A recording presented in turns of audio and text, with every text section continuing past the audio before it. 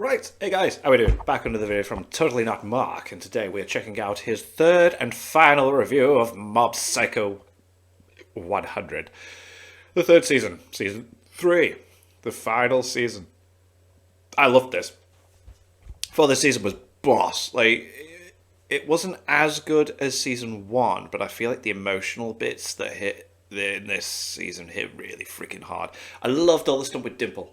All the stuff with Dimple was just amazing, and those last few episodes with Mob going all is incredible. So, and the way they just bring everyone in on it, sick, absolutely sick. So let's see what Mark thought about it, shall we? 100% blind Mob Psycho 100 review, season 3, the end. And I saw on Twitter it gets emotional as well, so I am probably going to cry. I've had a beer. Yeah, Mother's Basement touched on this, didn't it? What I have in mind is to tell a big story of one I have little step. no idea what to expect this season. And I don't mean that in the, I'm interested in what's going to happen next sort of way. Yeah. I mean that on a, I honestly don't know how the hell they're going to tell 12 episodes worth of story with what has just happened in season 2. Yeah, it didn't seem like it could go anywhere else, did it? And then it just did, and it worked so well. Sort of way. The last season's climax felt definitive, final, climactic. Pick any assortment of words that indicate finality, and that would be it. There was a coming full circle with both Reagan and Mob's character arcs respectively. Both have grown tremendously and found their footing in a good place at the very end of the series. So what's next? If someone told me that was it at the end of season 2, that's all one I would have note. been happy with it as well. I would have accepted it and called it a perfect series. But now I'm staring down the barrel of something I don't know what to anticipate from. Which, on one hand, is exciting, but on the other, it makes me wonder. Can one stick the encore after executing one of the best seasons of anime I have ever seen? He Only can. one way to find out.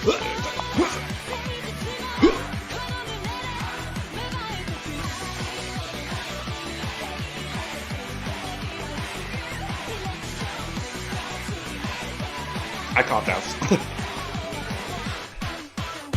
Sick. That was a sick remix. Anxiety aside, One going and into this only more than one. anything, I was overcome with curiosity. How was one and this team working at Studio Bones going to make this final season feel final? There has to exist some emotional through line that gets paid off, so let's see what episode 1 has to offer. These seasons normally start off with a few standalone episodes that act as the building blocks or indicating factors that point us to the general direction of how this season is going to conclude. So, And didn't they start with Mob believing he was popular, and that's why Dimple dipped him off in it? Yeah. let's see what's cooking in these first 2 episodes. Something I noticed rather quickly was the tonal difference or contrast expressed between these opening episodes from season 3 and the opening episodes from season 1. In those season 1 opening episodes, the focus of the plot was to demonstrate how and where Mob was lacking in his life. Yeah. And that just so happened to be pretty much everywhere. With the first episode itself ending on a note that lingered with a sense of longing for what he doesn't have: friends. Season 3, on the other hand, opens with a collection of episodes emphasizing just how that has changed, forcing us to he's got reflect so on many the people evolution around him, of it's this great. character, and the most powerful aspect of this being, he transformed in ways that all of us have the power to transform ourselves. As I pointed out in the beginning of this review series within the first episode itself, Mob felt very much like a side character in his own show, with him not really showing up until many scenes and character introductions later, acting as the mop for Reagan's mess. With his introduction to us in the very first episode being from behind where he was barely noticeable in the background of Reagan his own had more show. limelight. The scene itself specifically centered around him as he's surrounded by all of his friends he's made thanks to the brave choices he's stuck to. I love stuff like this, and the substance of the episode itself only further reflects why I love it. Career Path Survey. Oh, God, mate, I yeah. remember those. Good God Almighty, No. I did not know what to do. What do I wanna do? 190th, which is very middle of the road for that school apparently, Mob sits nicely and doesn't really know what he wants to do, but all he does know is that he wants to pursue his crush. We get exposed to pretty much every other adjacent character's overall academic ranking. The Body Improvement Club all looks like how you'd expect. They've put all of their time into their bodies, and their academic goals are either nothing or are helped by the extracurricular achievements in sports and athletics. mistakes, except for one. I love how one of them is randomly ranked second in the entire school or year. I'm not sure. Yeah, how's it work? Looking to become a vet. That's just kind of funny. But all that aside, I do relate to this episode quite a lot. I remember distinctly at the age of 17 sitting in my guidance counselor's office completely stressed out of my mind when she confronted me about not filling in my forms for college yet. Truth is, at 17 and, well, even at 25, I still didn't know what it was that I wanted to do with my life. This is all to say that not knowing what to put down for one of these future forms in school is stressful and at worst depressing and terrifying. As I praised at the end of episode... Like, later on, it's like, oh yeah, that wasn't a thing, but when it's made out to be what it is, stress-induced! Episode 13 of Season 2, I was thrilled that Serizawa and Mob both found a place in Reigen's business that helped them feel like something worthwhile. And the way this episode builds and leans into this new dynamic was brilliant. They encounter a man professing that he has been cursed by a spirit that has made his life unsuccessful. He attributes all of his personal, social, and professional failings to this spirit. And while Mob and Serizawa exercise this spirit successfully, both are left reeling after this encounter as they can both see themselves in the mistakes this man has made. This man is in his 50s, Serizawa is 30, and Mob is still in school, but looking at this man offers them a mirror or future projection of how their lives might be if they don't make the right decisions from here on in. And this is where Mob demonstrates profound levels of growth as a character once again, and really, this aspect of his character is where the focus is placed in these opening episodes. While the first few episodes of Season 1 demonstrated fairly basic areas of Mob's life where he was severely lacking, these episodes offer far more understandably complicated and difficult social situations and professional circumstances where many people might find difficulty, but Mob somehow finds a way out of it thanks to his mindset, the most interesting of which episode 1 concludes with. And this conclusion Mob reaches concerns comfort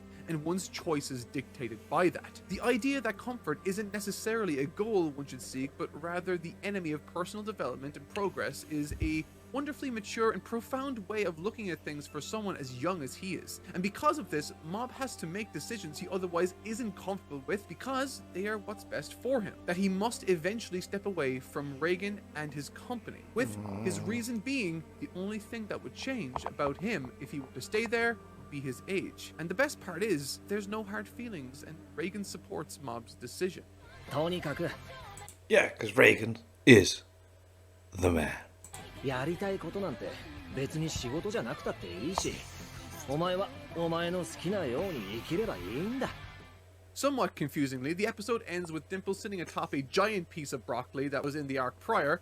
This doesn't make any sense in context, but will no doubt in a few episodes or so. It will. Episode 2, it will. In the same fashion as episode 1, acts as a standalone episode that serves to emphasize the growth of Mob again. More specifically, his ability to speak up for himself, his ability to lead, and prioritize problems that he has despite it being inconvenient to others. Yeah, because Ilza, the rest of the guys with the costume just want to jib it off. It's like, oh, we can just wear cloths, and then Mob's like, no, we got to make something good. We got to work on it. We got to try. He's able to put himself first, which is great for everyone to learn. The episode itself sees Mob accept the job of a costume or prop designer for a school day of sorts, all the while Reigen humors the silly antics of some self-professed yokai hunter. Yeah. Okay. Naturally, this doesn't interest Reigen until a massive amount of money becomes involved, to which Reigen begins speaking in a theatrical fashion just like the yokai hunter. It's hilarious and fun, specifically when the yokais eventually do show up. However, there is one thing that's a little weird about this place. There's like these weird roots and vines growing everywhere. I don't know, whatever. I'm sure it's nothing. They take out the yokai it's a thing. Easily, and in the process of doing so, Mob solved his own problems without the help of Reigen, which is again another wonderful little development. In the end, the work Mob and his team did for his school wasn't exactly praised, but it felt rewarding because they did something right. And they knew they had worked hard to make it. Yeah. Now, before I dive into the minutiae of the next 4 episodes, which make for themselves a very compelling and well thought out mini arc, I'd like to discuss a rather large change that's taken place on the production side of things for this season 3 specifically. Okay. During my breakdown of the production for the prior 2 seasons of the series, Tachikawa was a series director in addition to being super hands-on throughout those seasons. Unfortunately, during the production of this final season, he was busy directing an anime called Blue Giant, and so a new series director was brought in called Takehiro Hasui. What's he worked been on? With Studio Bones since 2012 and directed the 6th episode of Mob Psycho in season 2, so he's not a complete outsider by any means, but this is the first time he's ever led a TV series. Oh, okay. Interestingly, however, However, while Tachikawa was working on another project, he did remain somewhat working on the series in a more hands-off supervisory role. Though, outside of offering a small bit of storyboarding in episode 10, his main contribution was taking on a scripting role, writing episodes 7 and 8 of this final season, which isn't too strange seeing as he also wrote episodes 6 and 7 in season 2. Now, I thought this was worth mentioning right off the bat because it's not often you see directors of adapted works writing scripts. Moving on from those broad strokes, however, the first episode is both boarded and directed by Hasui himself, so it's nice to get a sense right away of how suitable he is for this role. Oh, wow, the answer cool, is very. Yeah, that's Mob class. Psycho 100 is such a special series to these people because it's all about elevating its source material, taking fun ideas from one's manga and extrapolating cool just new set boom, pieces from them. let's Right in the blast first it up half of to this 11. episode, Reagan fixing something with rice is turned into an hilariously dramatic action move in the anime. It's a simple change, but one that lets me breathe a sigh of relief over the demonstration that this still feels very much like Mob through and through. Within the first episode also, we have I didn't feel any difference, and that's very, very, very, very cool to see that it was like a different director. I just felt the same in the way that it was produced and portrayed. Like, wow. Turning character animator Toshiyuki Sato, animating a very Kameda-esque sequence of Reagan along with Koki Fujimoto of Chainsaw Man fame, who produced this fantastic scene that feels like a nice parallel to a similar season 1 sequence. And it's certainly not the only reference in this episode either. Concerning episode 2, however, Hasui storyboards once again, and we get to see his skills as an action storyboarder this time around, and I was very curious to see the results of this. And these results are pretty damn competent, tying together characters and the environment in ways we've come to expect from this series. You can see this throughout in these stunning sequences that showcase awesome background animation, which, as I mentioned during my breakdowns of previous seasons, is but one of the many common elements of Mob's animation in its series that does not make use of CGI. Overall, the second episode for me was one that definitely solidifies Hasui as a great successor to Tachikawa. However, as I'm sure you'll notice as I talk about what else this season has to offer, what's probably the most fascinating aspect about this season is that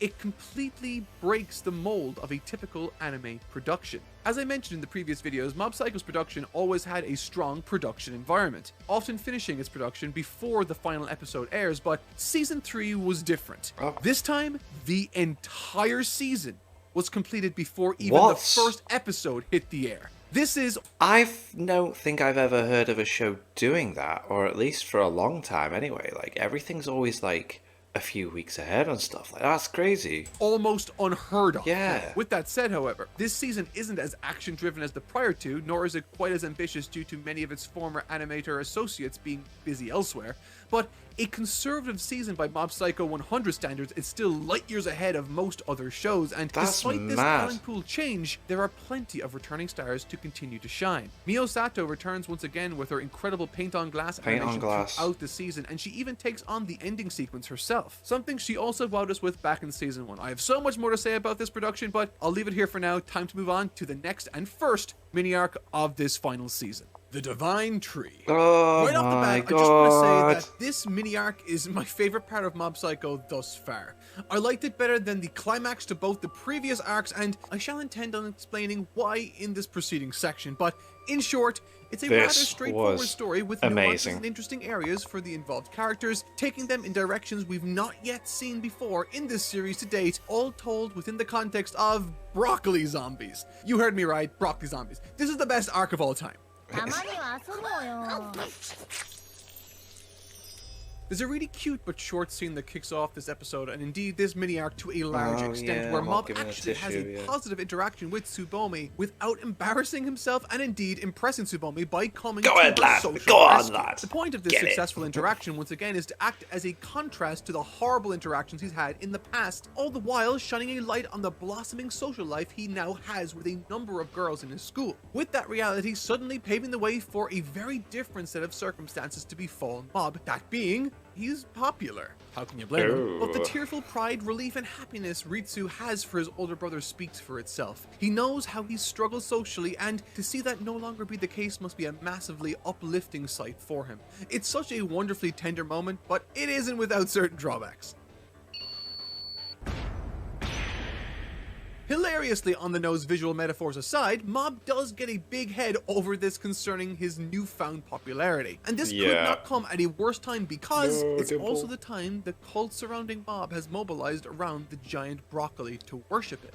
And moments later, Dimple shows up and says to Mob, his popularity has gone to his head, and confronts him about the founder of the new religion audition, and Dimple, true to fashion, tries to weasel his way into the conversation, but Mob sees through it, and maybe his ego allows him to believe he doesn't need Dimple's help at all. Mob's confidence is turning into overconfidence, and that's when Mob confronts Dimple with a pointed question. 横取りしようとしてるのはエクボも同じでしょ。他の連中っていう人たちと何が違うの？もう悪巧みやめたら。Hey. Dimple, no. 2 failed arranged meetings with Mob and female friends later, and 1 bad t-shirt purchase, it's we terrible. find that despite Mob having decided to go onto the podium to audition for the position of founder, since Misato bailed on him, Mob did go. But curiously, someone looking just like Mob arrives at the podium to wow the audience. This is where the plot of this mini-arc starts to ramp up and things really start to become mysterious. Oh, it's so good. It's so good. As Reigen watches from the comfort of his own home on livestream, this supposed founder sprouting before everyone in the audience a giant broccoli stalk. The next day yields a lot of suspicious activity. Both Misato and Tomo, who they were both meant to meet Mob the day prior, now are suddenly all in with this new religion, but in addition to that, have no memory of why they bailed on the respective arranged meetings with Mob in the first place. But once Reigen shows Mob the clip online, mixed with the strange goings-on in the town, being slowly infested with these mysterious roots, not to mention those weird new broccoli green candies people are giving out for free everywhere, the true nature of what's actually happening starts to form a clearer image.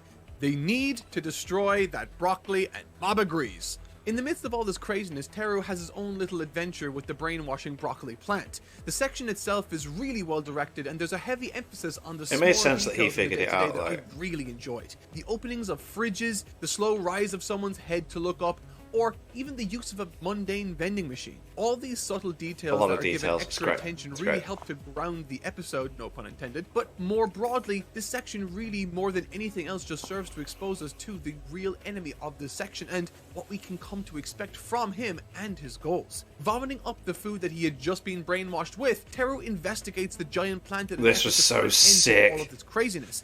But through doing so, gets sucked into a terrifying fight against this broccoli mob figure. The fight between the two is rather great, but once again, this section really serves primarily to expose us to the necessary details of this character that we're encountering right now, to show us what this being's strengths and powers truly are, while cutting away to other characters like Minagishi, who grabs the roots draining the city and falls to the floor unconscious as a result. And as the fight continues with Teru, it's finally revealed that all of this has been Dimple all along.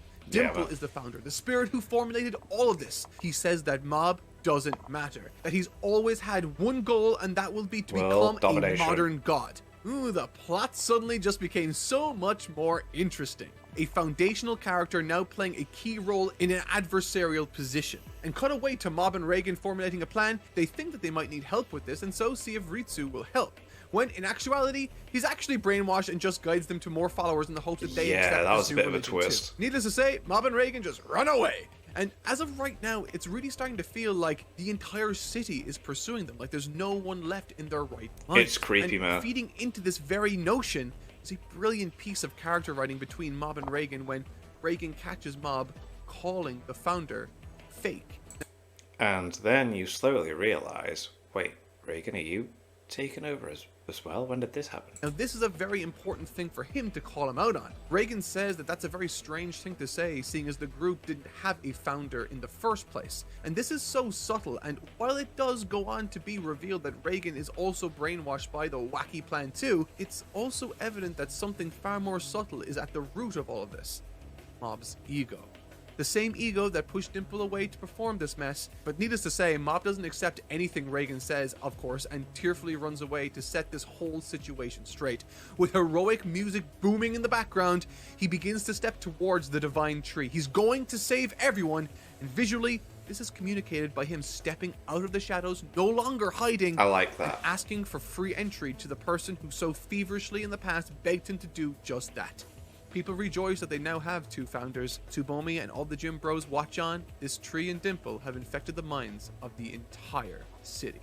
This is where things really start to get mindfucky, and this fanfare Mob is experiencing, this clapping and cheering, it's all from Dimple.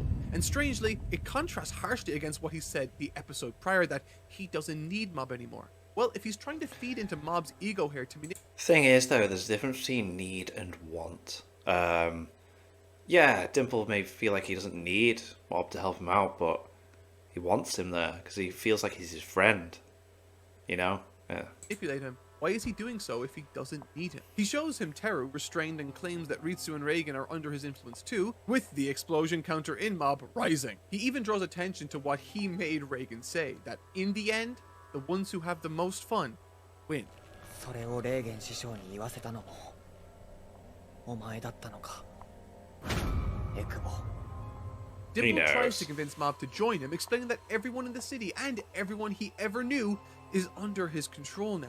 I think it's safe to say that Dimple within this series is one of the few characters who can claim that they know who Mob really is and how he thinks, what his weaknesses are, and what he can do to exploit just that. And he does so through uncertainty.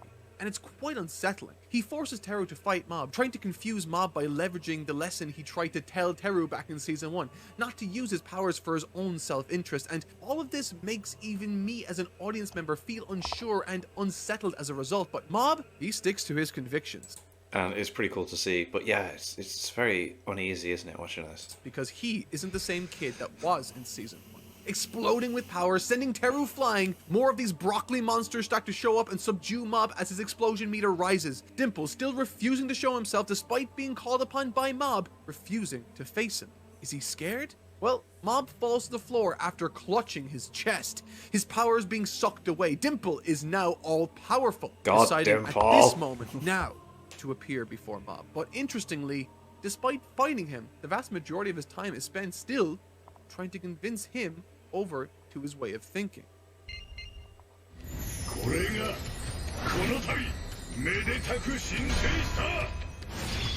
God damn! Just a quick aside for a second. The animation for this transformation, So and sick. indeed this form, reminds me so much of Golden Frieza's Frieza? transformation Yeah, yeah. into Golden Yeah, yeah, yeah. Frieza. Everything from the form itself to I even thought the as much. reveal Yeah, yeah. animation. The swooping This grand pose. angles feel very Yeah. Frieza, but also really help to sell what Dimple is doing here. Dimple is combining everything he knows about Mob to defeat him, draining him of the max energy he demonstrated during the fight against Toichiro Suzuki, alongside the mind games he learned from Mogami, through the lens of someone Mob thought of as a friend no less. This is an interestingly evil decision by Dimple, and an approach that me sitting right here now watching has me thinking, damn, this just might actually work. On both of these occasions, Mob came close to losing, to dying, and combining these approaches with a close friend's underhanded attack, it's more likely to succeed than pretty much any other approach. Yeah, Dimple's like the only one that could potentially get him. However, in response to this, Mob takes a different approach again. 似合わない許さない認めない Dimple explodes with a massive attack and regrets firing it with such energy almost immediately by catching himself. But he says that he can still feel his rage. Mob once more asks for Dimple to say something honest, something authentic. But he doesn't, and attacks one last time.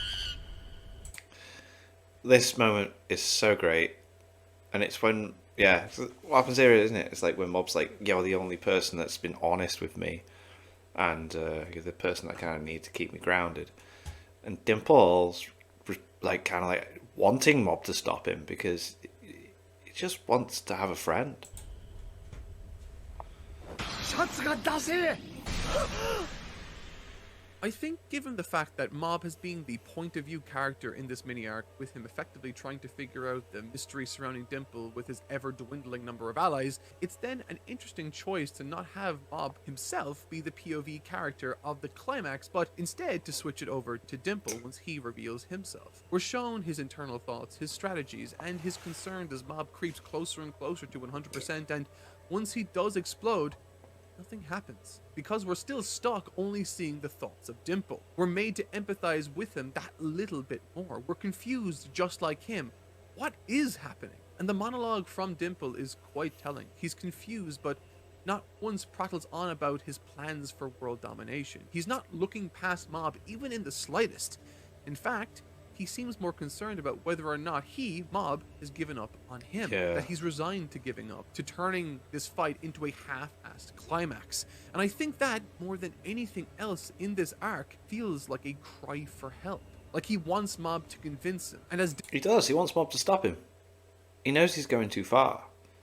He realizes that he just enjoys doing things with Mob and spending time with him. He wants a friend, and Mob said no to this, and it upset him. Dimple threatens Mob's life one last time with a sharp blade inches from his face, Mob says he won't do it. By turning off his powers, Mob lays himself defenseless, and by doing so, exposes Dimple in return, both metaphorically and literally pushing through his guard. やっぱりエクボは信頼できる。 The lesson here harkens back to a number of instances in this story, reflected in the words Reagan offered him in passing about those who gain confidence usually going too far before finding their footing later. And as Mob admits, rightfully, he didn't treat Dimple with the level of respect and care he needed to when he was at his most vulnerable. Through this, Mob realizes the role he played, all the while seeing that the exact same shortcoming and lesson befell Dimple. They were two people going through the same thing, and by being such, fed into one another, creating this mess we see before us. By hearing him out and offering him what he's always truly needed, Dimple is allowed to, on his own terms, realize for himself that he has more in common with Mob than he might have ever even realized. That just like him, all he has ever really wanted wasn't to be a god or to be a leader or to be some cult of personality, but to be acknowledged, to be seen, to have a real friend that wants him for who he is and nothing more. And it makes sense that manipulation is Dimple's calling card in this instance. He doesn't trust anyone to actually want to altruistically be his friend. And in giving Dimple that time of day, Mob saved everyone in the town and indeed Dimple from himself. It's a brilliant story, reaching a conclusion with absolutely Dimple carrying awesome, a but then defenseless the and ending- sleeping Mob back to his bed to rest. 目的も失ったしどうすっかな But, And suddenly, おい yeah. Like this what? is such a cool idea. Yeah. Made possible with this world and its unique mechanics, but what in reality is happening here is that Dimple now has to face the consequences of his actions Oh, yeah. alone, without the help of his support system. To do what makes him uncomfortable, to do something dangerous for someone else, to do the right The right thing. Yeah. The Psycho Helmet Sick. wants Mob for sustenance, but Dimple refuses his advances. Here we have a fight This. between the real Dimple and the Oh my god, the visuals on this is just something else, man. Oh my god. part of him that he rejected, his good side versus his evil tendencies, and oh, I was so excited watching this. The way this broccoli doppelganger moves is even spooky in and of itself. Like he's some sort of evil spirit or specter, impervious to the attacks of the real world. And in this moment, Dimple is the only one standing in defense of an unconscious Mob while staring down hundreds of clones. The fight itself is spectacular and comes with its own bells and whistles we've come to expect from this incredible series, with Dimple slowly having the energy drained by his impressive foe. But even outside of that, there's such an incredible sense of scale to this fight. The occasion is grand and the It action really surrounding is. it, my god, it's stunning. And then, the final scene takes place, where from the midst of this intense action, we cut to Dimple waking up Mob. He's unable to stand, but for the first time Why have you got to put the sad music in, Mark? proper, Dimple is able to use his powers to manipulate Mob for his own good. Despite the goals he's espoused to have in the past, he chooses to let Mob walk out under his own power. It's through this brief interaction that Dimple acknowledges just how strong Mob is, and as the seconds tick by, we notice a scratch on his cheek and more damage as time passes on. And as the camera pans out slowly but surely, we recognize the damage that Dimple himself has taken, and moreover, that he's used this power to lure Mob home because he knows he may never see him ever again. From such a heartfelt and uplifting finish to their encounter, one has dragged us back to the pits of despair and sorrow as he reminds us of what happens when we get too carried away, when we hurt too many people, that those consequences just might exact the ultimate toll. It's a crushingly beautiful, selfless, heroic, and sad scene, but one I am delighted Dimple got to have. And as Mob sits there lying in his bed, unsure of what exactly happened, his heart knows the truth, and he cries himself to sleep.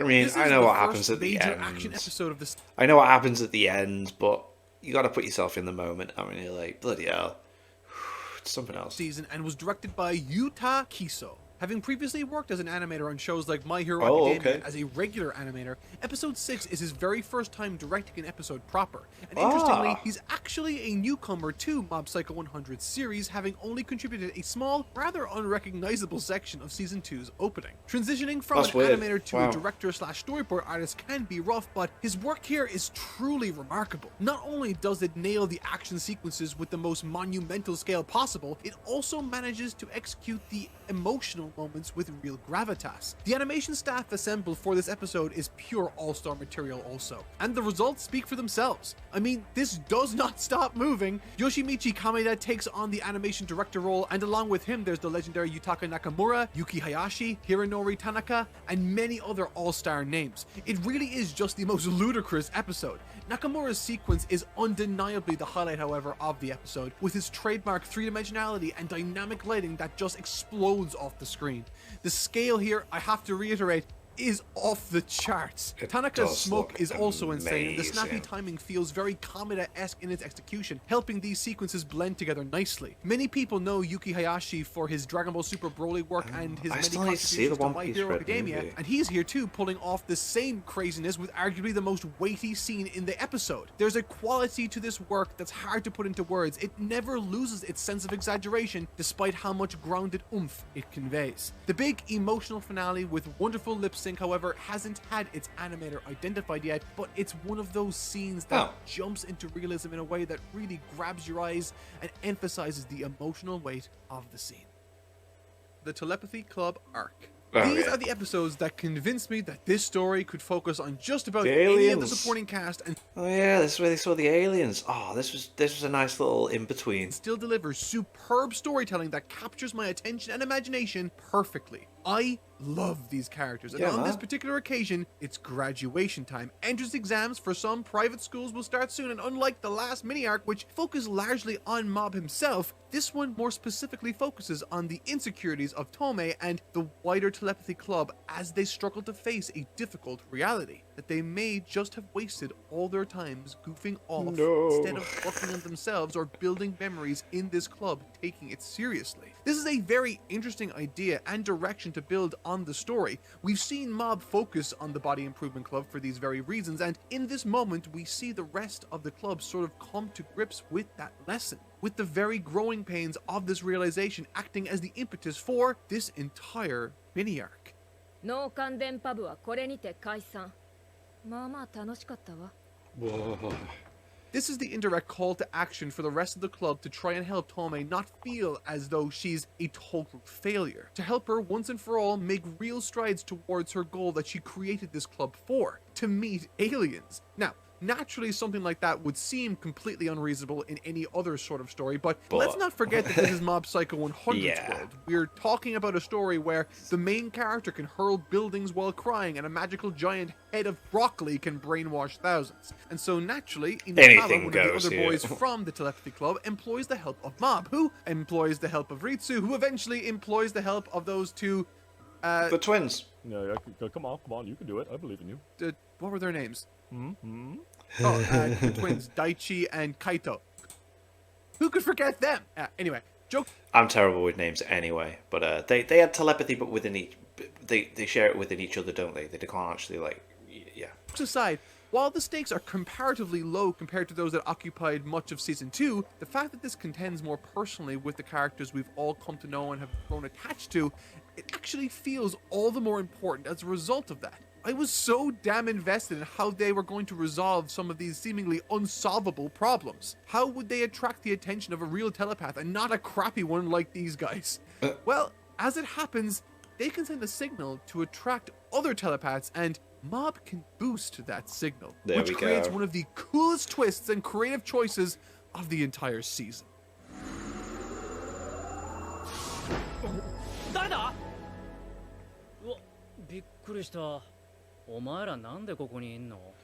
Takanaka, the guy who left the club in episode 2 of season friggin' 1, Yeah, man, answers the just turns call. up, yeah. I cannot describe to you So cool. how damn cool this choice was creative. It's brilliant. Not only is it a callback that sent me reeling, but It shows that they pay attention. One pays attention to his story writing and the characters involved with the story, and is very well aware of like what's happening within the world that he's created. his showing up and initial departure are all linked to the underlying themes and journey of this story. The reason he left in the first place is because they clearly weren't serious like he was about understanding telepathy and the club itself. But as soon as they start to show that level of seriousness and compassion, they created for themselves the perfect set of circumstances to bring him specifically back into the fold. This is terrific storytelling and character writing 101, and even some advanced shit. It is awesome. And the It's icing class. of the cake is Mob breaks through his wall too, finding common ground with him coming from a place of isolation also. And guess what? Takanaka, because he's a telepath, knows that Mob isn't lying to him. I love stuff like that, and this was by far the best scene of the episode. すいません師匠、遅くなりました。気にするな。今日は大晦日だし、ゆっくり行こうぜ。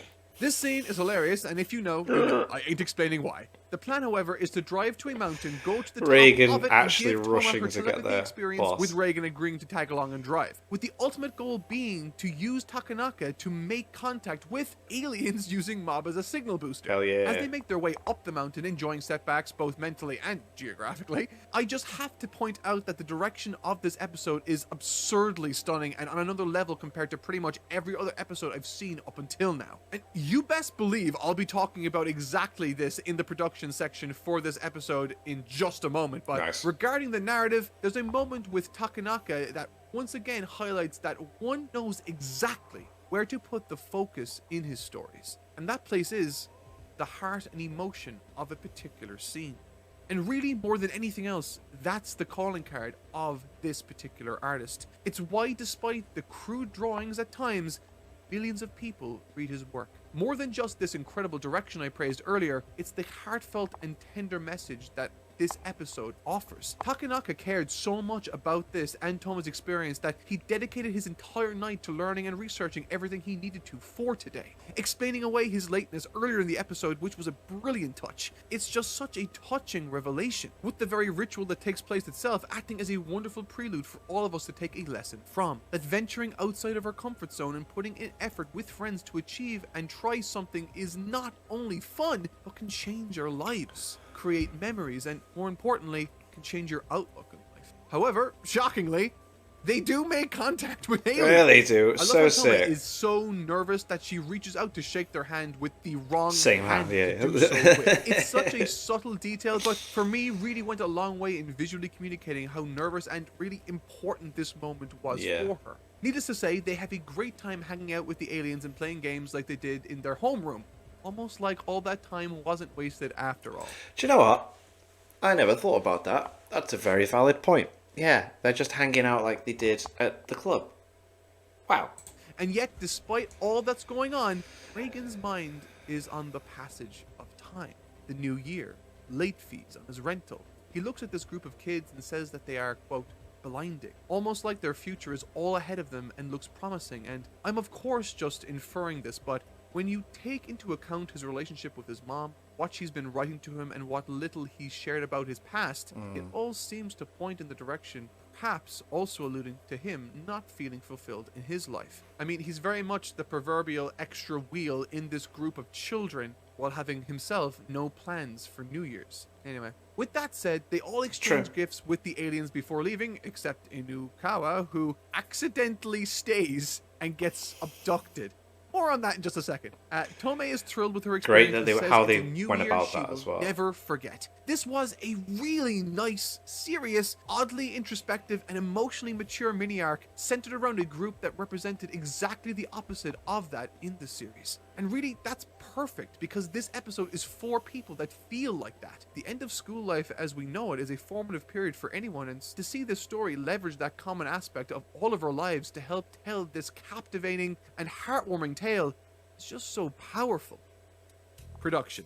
The one, the only, Hakuyo Go returns to completely blow minds once again, in a distinct flavor unlike anything we've yet seen from him, and it is breathtaking. Go's head-turning episodes have previously been huge action climaxes, and yet this is an episode with no such fighting or action, and one that proves, more importantly, that Go's versatility knows no limits as an artist. And I'm referring to him as an artist and not simply as an animator here, because much like his episode on Season 2, this is all from a single mind. He takes on the role of direction, storyboarding, and animation direction. Wow, he took up a lot of responsibility for that. That's sick.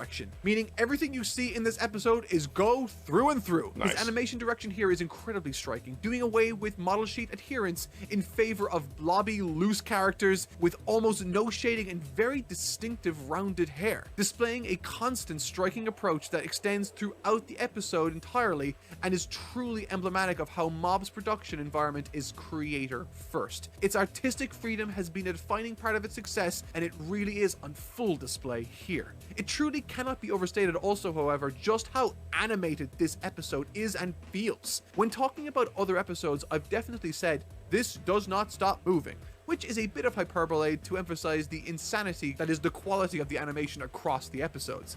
But that statement applies with no hyperbole whatsoever right here.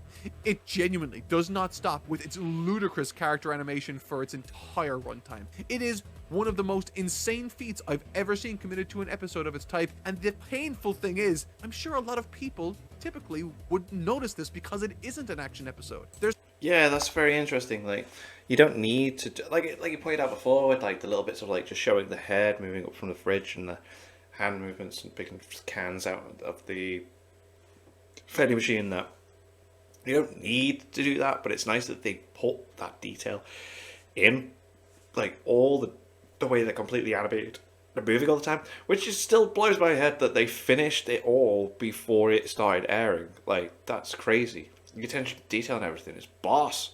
Such a grounded approach to the animation that, believe it or not, it is not rotoscoped in any way also. You have foreign animators like Julian Bentley producing insane work of characters simply walking. There's crazily detailed shots that have no reason to be as good as they are, such as Reagan taking his shirt off. Like, that is insane, and it's a background element. It just goes on and on. Walk cycles from super hard angles, fully fleshed out cities and crowd shots.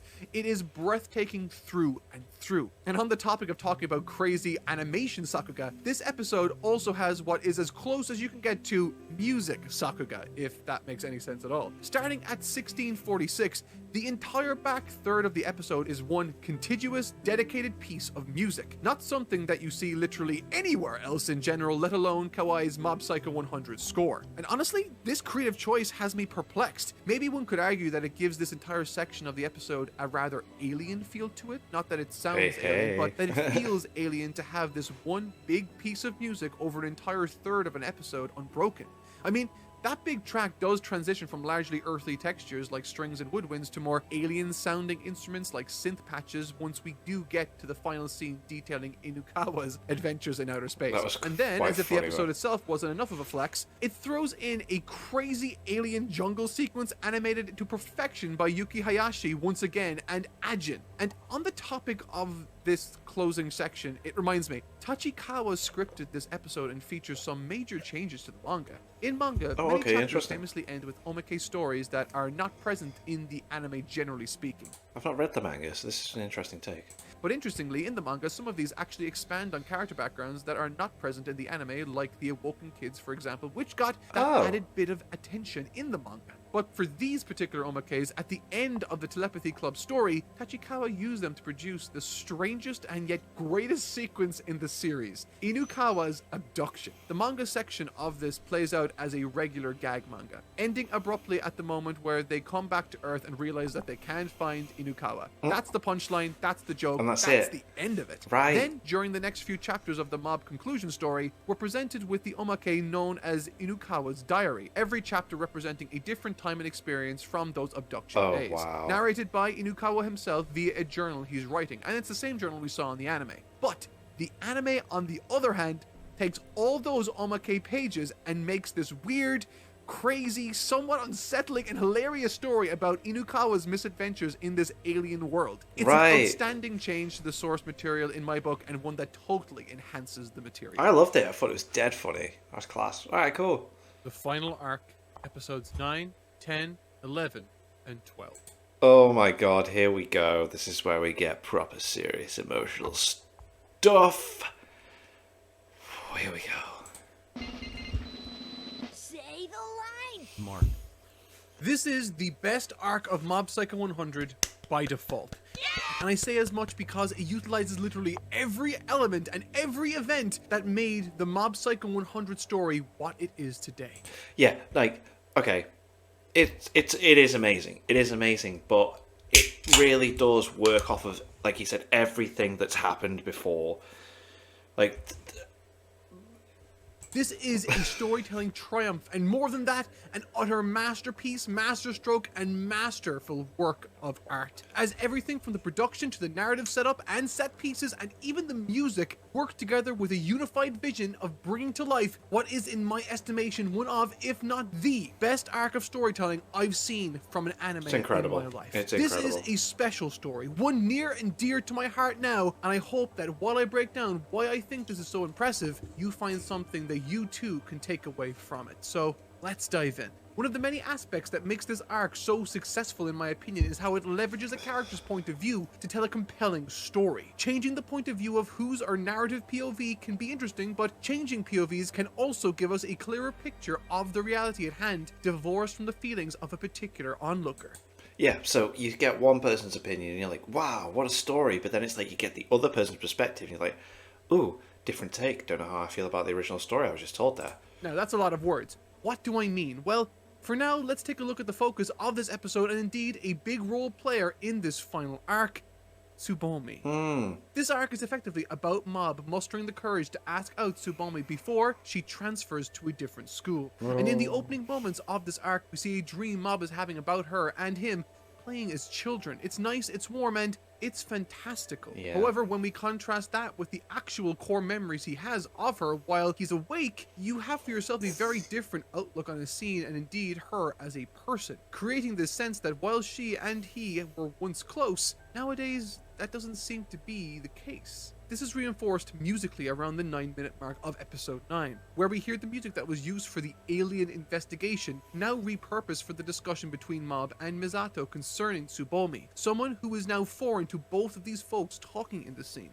But what's more is that in this scene, and indeed later episodes again, they begin to show a very understated visual design aspect of Tsubomi that I could well imagine went unnoticed by many people watching this video. And it's unique to the anime.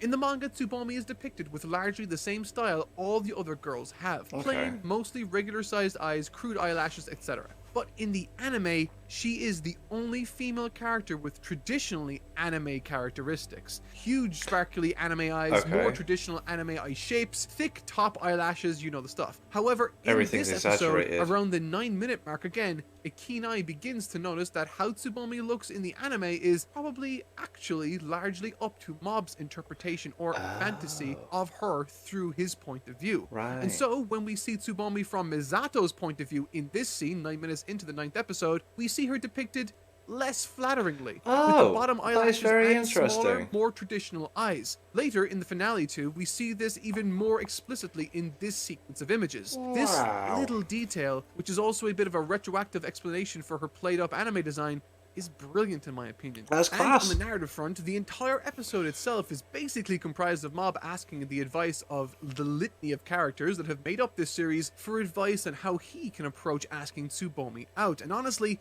Reigen's advice is the best piece he receives, saying that while he should keep all the advice he's received in mind, he shouldn't worry about strategy or keeping up appearances. That if Tsubomi is the sort of girl Mob wants a deep relationship with, she'll like him and be with him for who he is. And interestingly, once Mob leaves, he shares a rather illuminating piece of dialogue concerning his view of himself. He says, "If this were me, I'd probably just try to be slick. I mean, if they found out who I really was, I'd get rejected in an instant." This was a line that confirmed for me that my suspicions concerning Reigen's self-esteem were well-founded. Oh yeah, he just over the top to try and like cover up how he really feels, man. He's putting up a wall all the time. Near the end of this episode, Mob decides to set up a meeting with Tsubomi via a phone call, and I cannot imagine I was the only one who with their heart in their stomach while watching this, hoping and praying that he doesn't mess up too badly. And I think this is emphasized because for the entire call there's virtually no music, just ambient noise from Mob's house. There's an unusually heavy emphasis on folly here. Sounds of doors opening, bags rustling, footsteps are all elevated higher in the mix than they would usually be. Yeah. A great call in my opinion, as it really heightens the tension of the scene. I think many of us have been there on phone calls with significant others or crushes when we were younger. The feeling is not unfamiliar. The silence of almost everything but the words and the sounds around them capture this sense of tension we all know too well. Which brings us to the fateful day where Mob makes his way to the park to meet Tsubomi and ask her out. Everyone he's met and continues to meet seems to make this process the best it can be. All the advice, support, and even flowers he's given are all provided by people that he has helped in the past. That was a great scene. That was a great scene, that. Surely this encounter will be the same. No. Oh, no. Not ready for this. It was very reminiscent as well. It was very reminiscent as well of Mob's flashback to when he went berserk and his brother was in a similar kind of thing when he got beat up, and it reminded me of the same kind of like scenario. Hopefully marked it. So.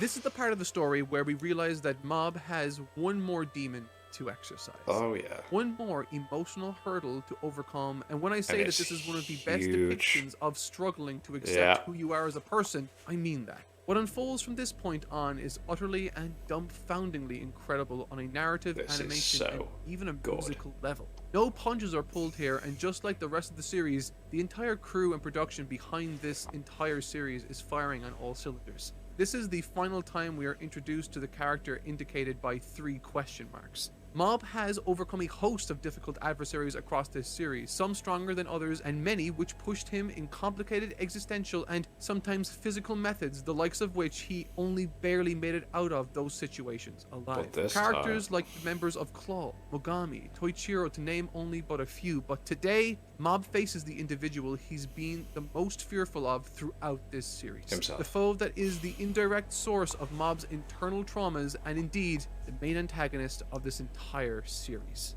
Himself. And who can stop him? As an adaptation, the reference of question mark after Mob gets hit by a car is handled quite differently in the manga than it is in the anime. Oh, cool. Once again, it becomes a question of direction and point of view here. In other words, what we as an audience member are allowed to see and understand. The biggest difference the manga offers here is that we actually get to see much more of Mob than we do in the anime. In the anime, there's no dialogue for him, and instead we don't see him standing up and destroying everything that gets in his way. Instead, we see the destruction wrought on the city from far away, through the eyes of civilians, the news, and other characters from the show. Personally, I really like this approach as it offers this sense that someone else is behind the wheel, someone we don't know. And by keeping this distance, the directors indirectly position us as viewers to see this as the act of a mindless monster, causing destruction around him out of pure instinct. In other words, we get the distinct impression that this isn't the Kageyama Shigeo that we all know and love. The manga, however, takes a very different approach, and honestly, there's merit to this direction too. There's this ominous feeling from him when he wakes up. He talks for the very first time, and what he says tells us right away that this is in fact not Kageyama Shigeo. This is the moment of confirmation, and in the anime, this is presented much later during an inner monologue between the two of them. When you already know the identity of the power, that he is part of our Mob, a part that he kept hidden from everybody, you realize that Shigeo and Mob might as well be 2 separate identities at odds in his mind. And this was when you might think that those 3 question mark symbols on his percentage name could instead represent 3 missing letters. M-O-B. Personally, I prefer the approach taken in the anime. It positions us as fans to receive the swerve later on in a much more effective fashion, in my opinion, and moreover feeds into this narrative direction the story will be taking from this point on. That Mob is in trouble, and whoever this is needs to be stopped. I think from a structural standpoint, the most impressive aspect narratively, or one of them at least, is that of who is chosen to stand in the way of the rogue Mob and why. And to those that didn't catch it, this might be a pretty neat little observation I've made. As I mentioned, for the longest time, Mob has been terrified of this exact situation occurring. A traumatic concern doesn't want to born hurt his from a friends, lifetime yeah. of feeling like he has no control past a certain point. A breaking point we've been shown a number of times throughout this story. What instances during this story did he break? Who did he break in front of? Teru, Koyama, Toichiro, Ritsu. All of the people who, in that order, stand in his way one after the other in this very arc. Those that once acted as the reason to draw this entity out of him are now standing on the other trying side to of the stop field him, looking yeah. to do the exact opposite. To help Mob, to save him, to put this genie back into the bottle. And through these individual clashes, what's highlighted isn't how adept they are necessarily, or how strong they have become, or even how they lose, but instead how different they are to the last time they faced each other morally, ethically, and personally. It's a frankly perfect narrative choice in my opinion. Teru versus Mob. Oh, mate, If I'm being here we honest, of the go. upcoming fights I mentioned, this is the one that received most of the attention from an animation standpoint. On the visual front, there are a lot of comparisons made to the first fight. Instead of fighting for ego, Teru is fighting for the right reasons. Hell yeah. Instead of putting other using what he innocent learned people from Mob. in danger, he saves them directly and defends them with his dying breaths. He even gets his clothes melted away again. This time, not because he's obstinate or big-headed, but because he's courageously standing He's in front of a trying so hurricane freaking of hard, psychic man. It's so energy, sick. hoping that if he can just hold on, he can make a difference. He can save Mob. Despite the blood leaving his eyes, his shield shattering, or his skin burning, he wants to save Mob. He wants to save everyone. Ultimately, he doesn't succeed, but he does succeed in showing how much of a radical change his character has undergone in the last 3 seasons, and he saves an enormous amount of people in the process. Koyama versus Mob. Of the 4 encounters Mob squares off against, this is the least impactful and striking in my opinion. In fact, most of it is shown off camera. However, something Still worth interesting, discussing is though. that Koyama now has made something of himself that is honest. No longer working as the muscle for a criminal syndicate, now he manages and operates out of a small shop. And instead of trying to antagonize someone, in this situation he's very much on the defensive.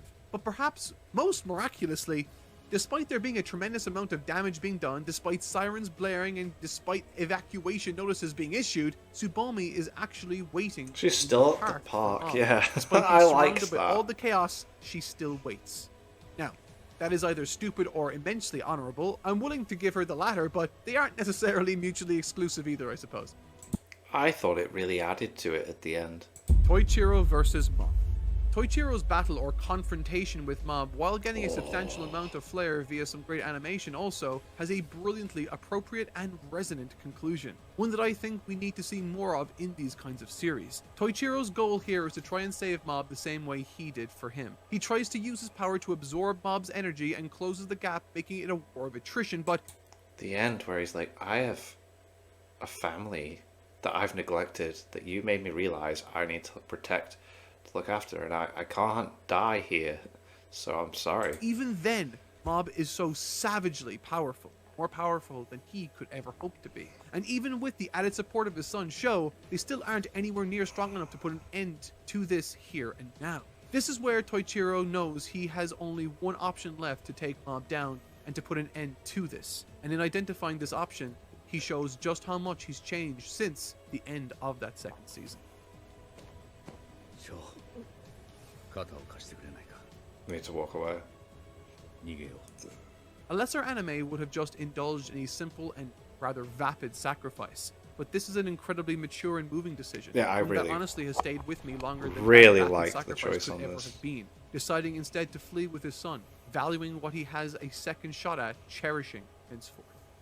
Ritsu versus Mob. More than anything else, this moment really serves to provide us with exposition for Mob's psyche. Exposition for the very first time Mob lost it. In other words, the inciting incident that led to this entire story and Mob being the way that he is. Yeah, that's what I was Someone talking who about. hates who he is deep down. Ritsu says that he used to be scared of this form, thinking that it was a different version of Mob altogether. But now I think he understands that he was wrong, that it's the same older brother that he's always loved, that it's a part of him. And the reason he's so destructive is due to Mob himself not being accepting of that part of him. And it turns out that those times that Ritsu went to Mob and asked if he wanted to talk about things, that they all came from that very day, and Mob's sudden shift in character. He wanted power so that he could be ready for this moment, to be here for his brother, but despite his best efforts, he can't stop Mob. It's from this moment on, Mob continues to walk and we suddenly become privy to a conversation or conflict taking place in his mind, where there's a terrific visual metaphor for exactly what is taking place. It's here we realize that that side of Mob, that part that's being locked away, it isn't necessarily bad, just suppressed beneath years of trauma. And now, it's exploding, ready to take control and to never give it back again. And it's at this point in time, I think we realize that only one person can stop Mob. Reagan! 心なしか体が重たくねえか Despite being the final part of this final arc, I wanted to separate this episode from the rest because I think it's just that important. Not just in the context of the story with it providing everything I wanted and more, but also because this is a conclusion that teaches a very valuable lesson everyone, I think, at one point or another in their lives needs to learn. My grandparents never learned this lesson, and many adults haven't learned this lesson. And growing up as a teenager and even a young adult, when I should have, I didn't learn this lesson. Which I think made this episode and finale all the more powerful and personal. Powerful because it is a terrific story to tell in every sense of the word. Personal for reasons I'll be getting into in just a moment. As I'm sure you've noticed in this 3-part series, I love to explore what the music in a story can offer its narrative, how it can frame a scene, and in some cases, what it can tell us about the story it's housed within. This episode does just that and reveals to us the hidden meaning of its third opening theme and indeed the theme of Season 3 as a whole. The entire song and its chorus are all about the internal struggle of Mob and this unidentified entity he has to grapple with inside, with the resolution of this season being Mob accepting his other half and becoming one and only one. Which makes it all the more interesting that the insert song for this season wasn't that track. No, it was but the instead, first 99. season 1. The OP from Yeah. the very first season. I and the love answer to this. why that is the case becomes clear when you look at what it represents in context. Each of the opening tracks for these 3 seasons represents something important to the material covered in that section, referring to Mob for the most part. As I mentioned, the opening for Season 3 offered a subtle hint towards necessary changes Mob needed to make, that he needs to accept that we are who we are, and that just because you don't like a part of yourself, that doesn't mean that that part isn't necessarily bad or not a part of you. That you need to make an effort not to tear yourself apart and hide away, that you need to present yourself not as a person of compartmented sections, but a person that is just as the song says, one and only one. The second opening's main message is to communicate to Mob that he needs to get ready to achieve his goals, and to remind him in no uncertain terms that he shouldn't be beholden to anyone, that he should treat himself with respect and not as someone else's doormat, to remind him, and indeed all of us, that your life is your own, no one else's. Which brings me to the insert song used in this final episode, the first opening of the entire series, otherwise known as 99. This is my personal favorite of the 3 tracks, and it's the initial and first major lesson Mob learns on his long quest for self-acceptance. So, if the goal of this arc is echoed by the words one and only one from the third OP, and this scene deals with the resolution of that mission statement for Mob accepting himself for who he is, why are we hearing 99, the Season 1 OP?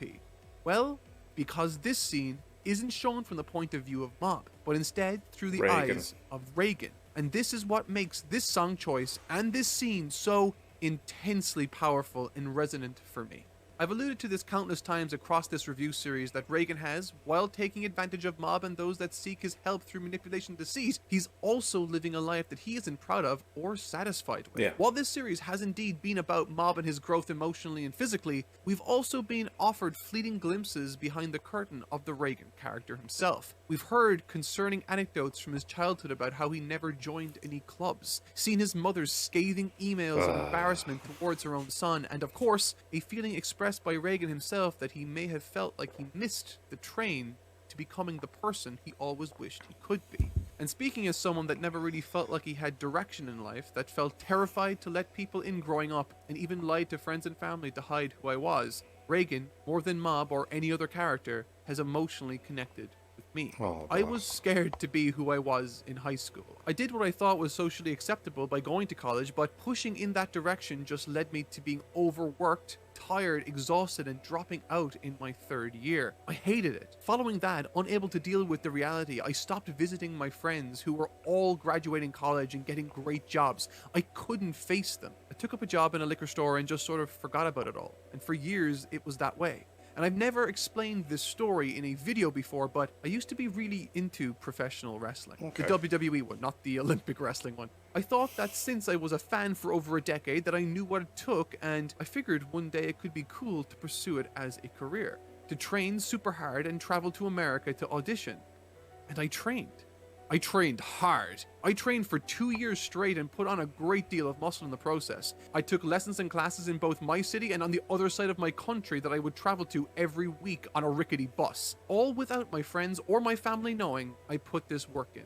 And then, right as I was about to leave for America, I had to tell my parents. And I'll never forget what my dad said to me. I'll never forget it because it was the moment I proved to myself that I wasn't who I wished I was. He said, "Son, I've never asked you not to do anything before, but please, for the love of God, don't do this." Oh, wow. And I could hear the embarrassment in his voice when he was saying this to me. After years of telling myself that I had changed, that I had found what I wanted to do, and after making the plan and sticking to it for years, I listened to him, and I gave up. And to this day, I've never been able to watch wrestling again. This is all, of course, to say that it's easy to identify that one ought to do something in a given situation, but it takes a much stronger person to have the conviction to stick to what they sought out to accomplish in the first place. And at 23 years of age, I proved to myself that I wasn't who I thought I was. I proved to myself that I was the same shy kid who couldn't stand up for himself or be proud of who he was. That moment still, to this day, haunts me, and honestly, I don't think I'd be in the position I am now without it. Because of that decision I made, when I decided that I wanted to pursue another unconventional job in YouTube, and my dad didn't understand that either, when he came to me and had that same talk, I was able to then prove to myself that I had those convictions that I was missing before. And I was able to do that because, at that point, I knew how painful it was to take the easy way out and do as he said. Admitting to yourself you were a liar, that you were a coward, and that you lacked conviction to make your dreams a reality is a horrible existential pill to swallow. And that's what made me cry when I was watching this. And it's why this song was perfect for Reagan. A 28-year-old man having not achieved anything in school, a man who specializes in lying and scamming people, now has to take a series of terrifying steps, both metaphorically and literally. I did like it when this kicked in, man. Instead of letting his fear of himself take over, Reagan reveals that he's been training, that he won't let Mob win, and that he will, for Mob and for him, reach him. No matter the risks, no matter the fear, no matter what might happen, and as the hurricane of lyrics crash around him, counting his each and every step, eventually the song crescendos. And in that moment, Reagan learns the first lesson he helped to teach Mob in Season 1, that if everyone's not special, maybe he could be what he wants to be. It's the perfect song choice for a 28-year-old man running to catch up with his dreams of being the person he always wished he could have been. And while he still doesn't know if he can be that person, he's willing to take that first step and tell Mob the truth. Despite being an emotional mess with my vision obscured by a tidal wave of tears at this point, I did manage to notice that despite his best efforts, Mob still wasn't willing to listen. And that's when the single best reveal in the series happens. And Reagan confesses. Oh yeah, Dimple. Interestingly, and quite fittingly, the first time Mob uses two hands against someone is against Reagan and Dimple. And I think that's a really nice touch. And what's more is, if you remember from my review of Season 2, my only criticism of the season was that it felt like the two pivotal climaxes of the series had taken place at two different points. Well, this final season remedies all of that, ending with two climaxes to the two biggest arcs of the series, delivering an emotional gut punch the likes of which left me despondent in the best of ways after viewing. I don't say this often, but this climax, this arc, this season, this story is perfect in every sense of the word. I could not in any way change something to make it better. This is a series that needs to be seen by everyone. This climax, this confession, this reconciliation is the scene and moment that Mob Psycho 100 has been building up towards. A place where two characters with effectively the exact same problem, dealing with it in totally different ways, come together to help each other. Mob lies to himself about who he is, and Reagan Reagan does the lies to same. others about who he is. Both coming from a place of self-loathing and insecurity, Mob through his powers and Reagan not seeing himself as worthy of anyone's time if he were to reveal who he was actually. And what makes this scene so special is that together they provide the other the key, the answer to what they've been looking for all along. Again, this is just a perfect scene and a perfect show. 振られた。何？ちゃんと待ってたの And I loved that that happened as well. かよ。 In the end, Mob doesn't get the girl. But that's not really the point. The point, nay, the triumph of this moment, is that he asked her out as himself, Yeah. who he truly is. And in the end, allowed himself to feel all the emotions that come with that brave decision. Initially, I wasn't too warm on this Tsubomi character, but after this climax, after her waiting specifically for him despite all that was going on, I think it's clear to me at least what Mob likes about her now, and if nothing else, in those closing moments of the story, I'm glad that they are still in touch, building their relationship the right way. At the beginning of this video, I thought Season 2's climax was a fitting way to end the series on a high, and I was scared that there wouldn't be enough satisfying story in Season 3 to conclude this series in a fashion that wouldn't feel overshadowed by that climax in the prior season. In hindsight, this is honestly laughable, and for the first time in my life, I'm standing before an anime and I'm struggling to think of a way to describe it that isn't simply perfect. But Yeah. I will try to So condense my final freaking thoughts good. and wrap up this section. Going into this series, much the same way I went into One Piece, JoJo's Bizarre Adventure, Hunter x Hunter, and many others like them, I was expecting to enjoy myself. And having began this series with an idea of what the author one has to offer, I was expecting a great deal of emotional resonance, with an intensely competent direction for each character involved that delivers a humorous yet emotionally fulfilling tale of good and evil. But I didn't quite understand what I was getting myself into entirely. While Mob Psycho is all of that, the flashy animation, the dramatic moments rich with emotion, and armed with a soundtrack that echoes throughout the story in equal parts awesome and ambient, there's something more to this series that honestly captured my heart in a way no other series has. It's as if while reading or watching this story, one knew something deeply personal about my life, my history, my traumas, my highs and my lows, and delivered this story to reach someone like me, with a complicated yet clear message that encourages all of us to be true to and love what makes us who we are. And that it's the desire to accept yourself and that drive to make ourselves better people that determines who we really are at the end of the day. But in truth, this story isn't about me. It's not even necessarily about Mob himself. It's a story about self-acceptance, about growth and all the mental barriers, otherworldly or otherwise, we build up internally that helps us feel a level of comfort. One that affords us the opportunity not to look at our ugly parts, the parts people have rejected us for, the parts that deeply upset us, that we try to pretend never even really existed. And so we grow up, continuing to lie to ourselves, and for some of us, we never tell ourselves that truth, that we are okay just the way we are, that we're not broken. If there's one thing that I'm taking away from this series as a whole, it's that one is a once-in-a-generation type of artist and writer. Someone that through the medium he chose managed to distill down and communicate what is in actuality a surprisingly complicated issue without making it sound trite or condescending. Growth, it's hard. Yeah. Self-care is hard. Oh, yeah. And one knows that. My favorite quote from him is still from this interview when he was asked what Mob Psycho 100 was about, and he said, "What I have in mind is to tell a story of one little step. I don't believe our lives change completely for the better at a short notice. It's all the small progress we make that's important. That's what I think of while drawing this manga. A story of one little step." I don't rate things out of 10 on this channel, but Mob Psycho 100 is Is a 10. unequivocally and without an ounce of reservation from me, a clear and emphatic 10 out of 10 story. One that it's I amazing. believe needs to be seen by any young kid that's struggling to accept who they are and just needs that little bit of encouragement to find the strength within and take that one little step. Yeah. I've been totally not Mark. Thanks for watching. Oh, mate.